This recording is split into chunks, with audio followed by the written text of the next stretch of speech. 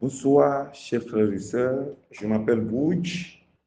Je vais vous lire une méditation du pasteur Claudie intitulée Le facteur humain.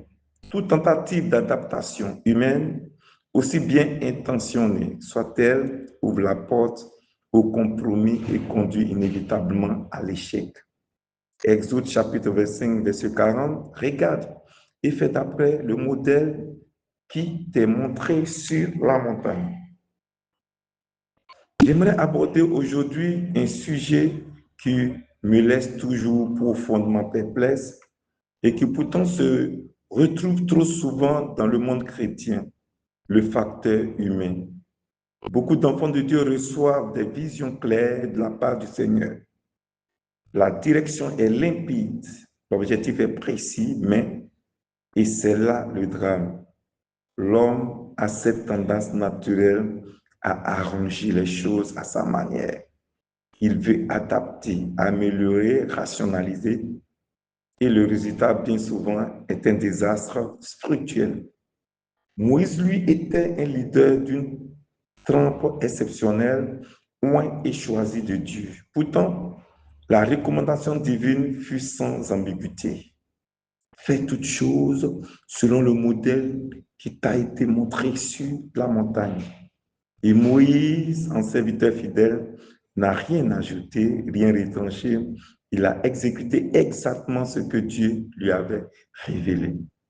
De la même manière, lorsque Dieu nous confie une vision, il est impératif que nous la mettions en œuvre strictement selon ses instructions.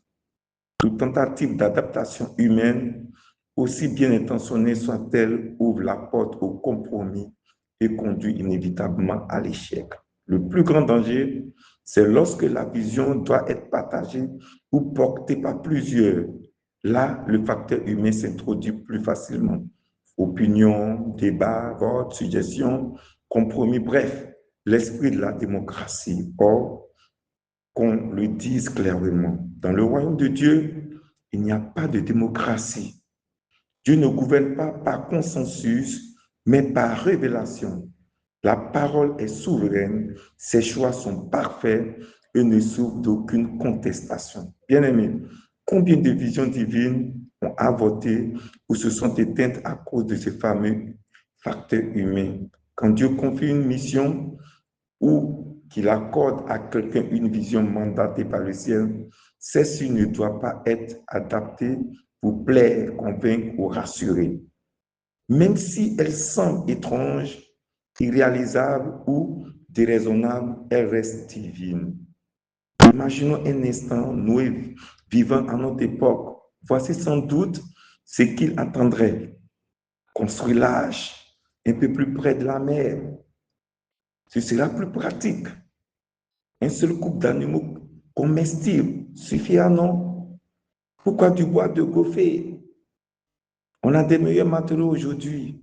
Tu devrais réduire un peu les dimensions. C'est trop ambitieux. Et si tu ajoutais un pont touristique pour rentabiliser, de toute façon, il n'y aura pas de déluge. Vous voyez ce que je veux dire? Bonne réflexion, chers frères et sœurs. Que Dieu vous bénisse.